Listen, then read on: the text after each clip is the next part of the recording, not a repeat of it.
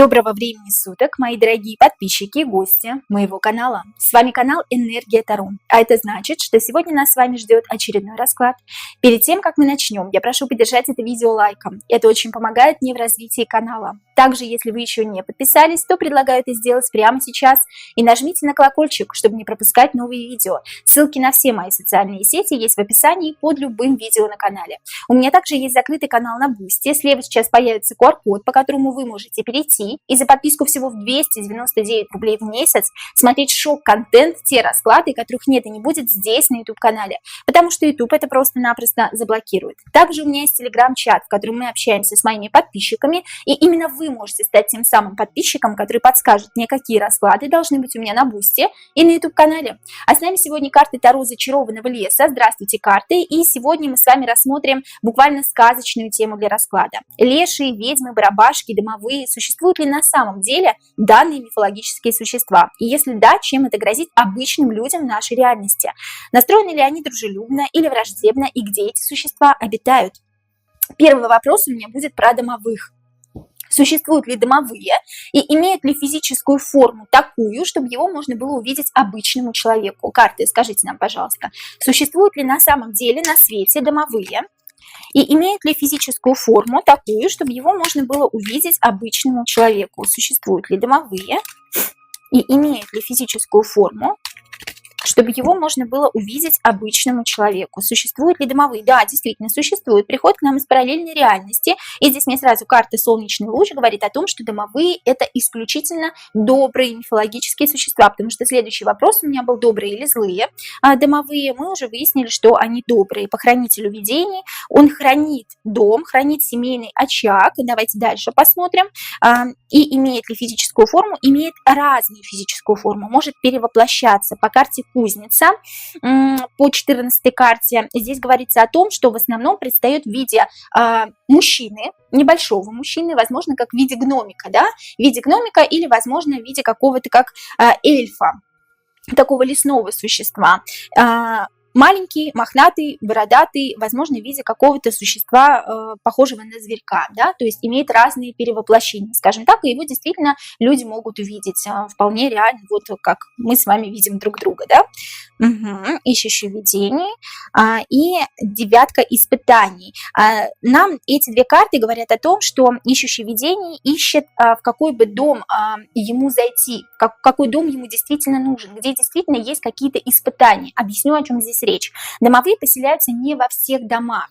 Почему? Они поселяются только в тех домах, где есть какие-то испытания, где человек испытывает какую-то нужду и нуждается в какой-то надежде, поддержке, вере и заботе. Возможно, человек одинок, но человек обязательно должен быть добрым, верить в сказки, верить в домовых, да, и хорошо относиться к домовым. Тогда домовой придет на выручку этому человеку, да, окажет ему какую-то помощь. То есть домовой поселяется именно в том доме, где есть какая-то стагнация, девятка, да. Девятка – это период стагнирования, период деградирования человека, когда человек нуждается в чем-то, когда человек, там, я не знаю, прозябает в нищете, или когда у человека какие-то действительно проблемы серьезного характера, возможно, человек болеет, или болеют детки, да, здесь ребенок нарисован, девятка испытаний, и ищущий видений, то есть домовой, приходит к нам из параллельного мира для того, чтобы решить проблемы человека, помочь ему с решением этих проблем. Но обязательно человек должен быть добрый и настроен к домовому исключительно положительно. Вот об этом нам говорят карты. Да, действительно, домовые существуют и имеют физическую форму проявления. Следующий вопрос был: домовой добрый или злой? Мы уже выяснили, что действительно домовые добрые. В каждом ли доме живет? Нет, не в каждом. А вот есть такой вопрос, да, мне задала подписчица: правда ли, что домовые могут домогаться домочадцев в интимном плане, да? Правда ли, что домовые могут домогаться домочадцев в интимном плане? Правда ли, что домовые... Я некоторые слова не могу на ютубе говорить, да, чтобы нас не заблокировали. Правда ли, что домовые могут домогаться домочадцев в интимном плане, так как мы выяснили, что домовые – это хорошие? Давайте посмотрим, могут ли, да. Четверка испытаний, старейшины, нет, не могут, потому что домовые очень мудрые, и домовые... Они словно растения, понимаете? Они несут доброту, теплоту и несут какую-то любовь в дома, да? То есть домовые не могут сексуально домогаться людей, да, домочадцев. Если да, хранитель заклятий хранит очаг, хранит семейный очаг, хранит семейное древо. Понимаете, здесь два дерева. Храню ваш род, храню ваш дом, да. Не могу до вас домогаться в интимном плане, да, потому что, ну, я просто этим не занимаюсь, да. Ну, нет, это все сказки. Ветер фейри – это как сказка, да, карта сказочная. Такого быть не может, это миф. Возможно, если вас домогается домовой, как вы думаете, да, потому что мне подписчица писала об этом, тут, возможно, имеется в виду, что все-таки это не домовой, а какой-то полтергейст, потому что полтергейсты вполне могут, да, полтергейсты – это все-таки существа недобрые, с недоброй душой, недобрый дух, скажем так, да. Следующий вопрос, существует ли леший или дух леса? Ну, я сама лично знаю, что существует, но давайте мы с вами разложим на картах. Существует ли леший или дух леса? Существует ли леший или дух леса и имеет ли физическую форму, чтобы его мог увидеть человек? Существует ли леший или дух леса? Имеет ли физическую форму, чтобы его мог увидеть обычный человек? Угу. Так. Очень любит деток, да, существует, имеет физическую форму животного, пушного зверька, да, обычно оберегает детей, выводит их из леса заблудившихся детей. Угу. Дальше, да, действительно существует в кроне деревьев, да, в основном, ну, я это знаю, да, давайте расскажу вам все с самого начала, друзья мои. Как я уже сказала, очень хорошо относится к деткам, да, имеет физическую форму проявления, это в основном пушные зверьки. Зверьки какие-то пушные, да, обитают в кроне деревьев, но если крона деревьев сломана, что это значит? Если человек приходит с недоброй какой-то волей, да, ищущей испытаний, если человек приходит для того, чтобы разрушить лес, конечно же, к этому человеку дух леса будет неблагосклонен, особенно если это происходит в ночное время суток, то духа леса можно увидеть в каком-то не очень красивом проявлении, да, и человеку не поздоровится, если человек начнет ломать деревья, ломать ветки, там, я не знаю, да, устроить пожар в лесу и так далее, да. Очень любит леший или дух леса, я его больше люблю называть, детей, как я уже сказала, да, выводит деток или выводит обычных людей, да, неважно, взрослых детей, выводит из леса, если человек заблудился, дает ему шанс. Тут девятка видений говорит о том, что если вы заблудились, если вы потом резко нашли дорогу, то это, конечно же, вам помог дух леса, да? Дал вам надежду, скажем так, дал вам надежду, дал вам веру и дал вам путь-дорожку, чтобы выбраться из леса, да, и в основном, как я уже сказала, любит деток, а если детки заблудились, то сразу выводит их из леса, имеет проявление пушного зверька, но если человек злой, если человек пришел с недобрыми намерениями, с недобрыми мыслями в лес, да, то он, конечно же, будет проявлять себя в негативном ключе, да, в основном обитает в кронах деревьев, да, то есть деревья – это как его дом. Дом для духа леса – это деревья. Если дерево сломано, если дом у духа леса сломан, если человек пришел с недобрыми мыслями, то, конечно же, и дух леса по отношению к человеку будет недобр. Ну, а так вообще дух леса, конечно, это доброе проявление. Обычно начинающие ведьмы, колдуны и ведьмы, которые уже имеют опыт и идут делать какие-то обряды, совершать какие-то обряды, они приходят в лес. Если ведьма занимается белой магией, если ведьма занимается черной магией, то она приходит на кладбище. Следующий вопрос. Развит ли дух леса интеллектуально? Развит ли дух леса интеллектуально? То есть имеет ли ум, как у человека? Да? Развит ли дух леса интеллектуально? Развит ли дух леса интеллектуально? Развит ли дух леса интеллектуально? Проявляет ли себя интеллектуально как человек? Может ли себя проявлять как человек? Да, и не только, да. То есть он может еще и человека чему-то научить. Кузница говорит о том, что у него еще и чему-то можно обучиться. В нем весь спектр знаний, скажем так, весь спектр чувств и эмоций. У него еще мы с вами можем чему-то поучиться, да. То есть не зря ведьмы, которые приходят делать какие-либо обряды, они приходят именно к духу леса, да, и преподносят ему какие-то дары по кузнице, да, для того, чтобы хранитель заклятий впустил их в свое, скажем так, ложе, да. Для того, чтобы он впустил их в свое обиталище, чтобы ведьма сделала определенный обряд. Да, действительно, дух леса развит интеллектуально, обладает большим интеллектом, чем человек, еще может человека чему-то научить. Следующий вопрос у нас про йети или снежного человека. Существует ли? Существует ли йети или снежный человек? Ну, это уже такие, да, Существа более мифические, скажем так. Если в домовых и в духа леса еще можно поверить, то вот и по поводу Йети, снежного человека, да, мы сейчас посмотрим.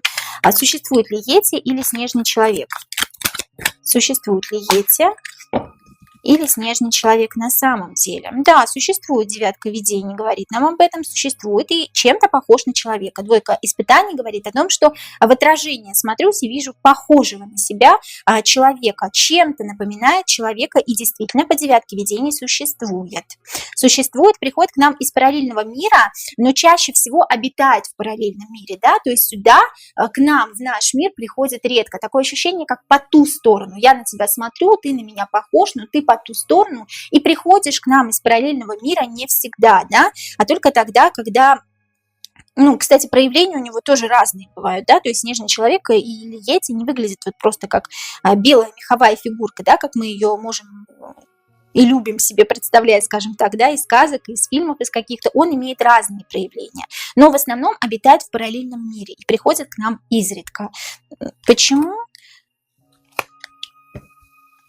Потому что люди в меня не верят, потому что люди ко мне так относятся, как вот люди как-то относятся, не так, понимаете? Здесь вот о отношении человека к Йети или к снежному человеку.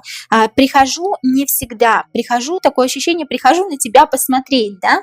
Здесь ощущение, что у Йети или снежного человека, вот, кстати, он не развит как будто бы интеллектуально, вот здесь вот как интеллект ребенка, на уровне ребенка. Мы сейчас посмотрим, конечно, развит ли он или нет. У него разные проявления, ему как интересно прийти в этот мир и посмотреть, потому что человека я боюсь. Вот хранитель заклятий, это как вот человек, как мы с вами. Человека я боюсь, человек в меня не верит. Человек считает, что я миф по звездному свету, да, и я иногда в разных проявлениях прихожу в этот мир, чтобы на вас посмотреть. Такое ощущение, что здесь вот действительно как интеллект все-таки ребенка, вот, да, 5-летнего, для того, чтобы посмотреть и увидеть, ему интересно, он приходит в наш мир.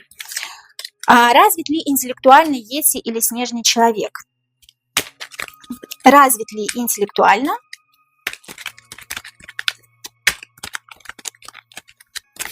Йети или снежный человек? Да, кстати, вот по первой карте волшебник, но он просто верит в чудеса в какие-то, да, он просто мечтатель. Йети, говорю же, да, как интеллект ребенка, он мечтает постоянно, он развит интеллектуально по первому старшему аркану волшебник, да, но он постоянно находится в каких-то мечтах, каких-то иллюзиях, каких-то фантазиях, там у себя в своем мире, в своих проявлениях, да, и приходит сюда иногда посмотреть на человека, ну, потому что ему просто интересно, да, и у него здесь разные проявления, не только вот эта вот меховая фигурка, да, белая, но и еще какие-то проявления встречаются здесь, в нашем мире, возможно, перевоплощается в каких-то маленьких гномов, да, или в каких-то маленьких существ. Четверка заклятий здесь об этом говорит. Первый старший аркан волшебник развит интеллектуально, но просто очень мечтательный. Мечтательный Йети, скажем так, да, существует, но в основном существует в параллельной реальности и иногда встречается здесь. Как относится к человеку, был вопрос, да, я уже сказала, что человека боится, и человек в меня не верит, да, и иногда мне просто хочется на человека посмотреть, вот просто мне интересно. Существуют ли драконы или существовали ли раньше? Существуют ли драконы? Да. Существовали или существуют? Хранитель даров, что-то охраняли. Вот не зря про драконов говорят, охраняет, да, хранитель даров. Хранитель каких даров? Хранитель, конечно же, каких-то там золота, да, злато-богато, скажем так, да, каких-то драгоценных камней, хранитель даров. Существовал ли? Существует. Существовал ли дракон? Существует ли, да, потому что, да, точно существовал, а существует ли сейчас? Все начинается с нуля, целый мир, да, существует в каком-то своем мире, целый мир, для меня целый мир, есть какая-то параллельная вселенная, как бы сейчас это фантастически не звучало, да, есть какая-то параллельная вселенная, отдельное какое-то место, где существуют все мифологические существа, у которых есть свой отдельный мир, понимаете, мы их увидеть не можем, он существовал и по сей день существует. И, кстати говоря, драконы не злые, а добрые. Тут все три карты доброго дракошки, доброго мифологического существа, который охраняет какое-то золото, кого-то, возможно, охраняет, да, вот здесь об этом говорится. Существуют, но в своем каком-то мире. И обитают они в какой-то своей параллельной вселенной, куда не ступала нога обычного человека. Существуют ли русалки? Давайте посмотрим. Русалки — это ближе к нашему фольклору, да, уже. Существуют ли русалки? Буквально несколько вопросов еще про гномов и про вампиров. Интересно, да? У меня муж задал вопрос, существуют ли русалки? Да, да, тут создательница заклятий, тут сама русалочка такая появилась, да, с таким пушистым хвостом. Создательница заклятий говорит, что да, русалки существуют и существуют по сей день. А как русалки настроены по отношению к людям? Как русалки настроены по отношению к людям? Как русалки настроены по отношению к людям? Враждебно, дружелюбно. Как русалки настроены по отношению к людям? Дружелюбно. Девятка даров, они еще что-то могут подарить, они могут как-то вывести на путь, да, истинный. Почему я говорю об этом? Если заблудился путник, да, если это произошло где-то около воды или где-то в чаще леса около воды, то русалка может по девятке даров и по собранию зверей может как-то вывести путника из леса, но там, где проходит вода. Конечно, русалки, они обитают в воде, да, в любом случае. Или, возможно, через зверей передать информацию, и звери помогут вывести путника из леса. Вот такая вот сказочная история, красивая. Пусть мы сейчас с вами говорим про какие-то такие сказочные моменты, но все равно приятно делать этот расклад, потому что у нас в основном с вами война, какие-то жестокие распри, еще что-то мы с вами обсуждаем, да, и здесь такая сказочная тема милая. Девятка даров говорит, что да, действительно, русалки очень добрые существа, и если вдруг путник заблудился где-то в лесу и рядом есть какое-то озеро, а русалка помочь в этом не может, то она просит зверей, они контактируют со зверьми, да, и звери вывозят путника из леса. Вот так это происходит, очень интересно. Да, действительно, туз даров говорит о том, что русалка охраняет путников, да, то есть она защищает их. Нет такого, что вот как в фольклоре говорят о том, что русалки злые, русалки утаскивают с собой там мужчин, я не знаю, да, убивают их, русалки, сирены их еще называют, да, или сирены — это другие существа, напомните мне, пожалуйста, потому что почему-то я мало знаю про русалок и про сирен. Но да, русалки существуют действительно, и они добрые по отношению к людям. Имеют ли разум человека русалки? Имеют ли разум человека? Добрые-то они, конечно, добрые, а имеют ли они интеллект, как у человека? Имеют ли русалки разум человека? Имеют ли русалки разум человека? Нет, здесь вот до разума человека им далеко. Русалки просто добрые и бескорыстные. Добрые и бескорыстные и понимают, если человек попал в беду. Если человек попал в беду, они всегда могут помочь, да. Но по целому миру и по олененку здесь русалочки обладают каким-то своим мышлением, да, своим каким-то разумом. До человека им далеко, но тем не менее они обладают душой доброй и бескорыстной. Следующий вопрос про гномов. Про гномов и про вампиров у нас еще будет, да, гномы. Существуют ли на самом деле гномы? Существуют ли на самом деле такие существа мифологические, как гномы? Существуют ли на самом деле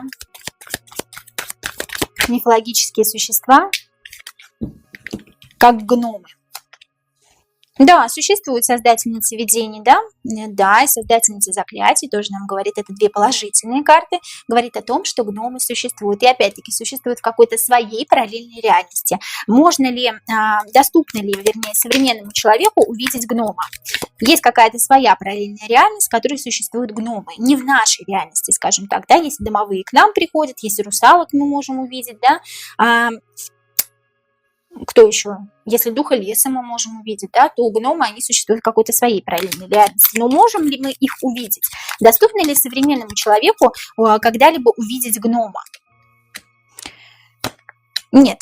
Нет, здесь своя параллельная реальность, возможно, по тройке даров, по создательнице испытаний, здесь карты говорят о том, что какое-то другое существо может прикинуться гномом, но настоящего гнома обычному человеку увидеть невозможно, если только какое-то другое существо в виде домового, да, или лешего прикинулось гномиком, но именно настоящего гнома, который существует у себя в своей реальности, мы увидеть не можем. Две карты отрицательные вышло. Ну и, конечно, последний вопрос. Сейчас я переверну страничку, друзья мои. Да, у меня тут был вопрос про вампира. Существуют ли вампиры, употребляющие человеческую кровь в качестве пищи? Как нам показывают в фильмах, с клыками, красными глазами, да? Существуют ли вампиры, не энергетические вампиры, а именно те самые вампиры, как у Брэма Стокера, да, в графе Дракуля. Существуют ли вампиры, употребляющие человеческую кровь в качестве пищи и выглядящие как мифологические вампиры, да, в фильмах с клыками и красными глазами? Существуют ли такие вампиры? Нет, не существует. Целый мир нам говорит о том, что это сказка, это параллельная реальность, этого быть не может, да, если только энергетических вампиров мы с вами можем увидеть. Целый мир нам говорит о олененке, а олененок это существо, которое всему верит, да, и олененок нам говорит о том, что нет, друзья мои, это просто миф, это просто сказка, некрасивая, недобрая, но сказка. Поэтому вампиров не существует.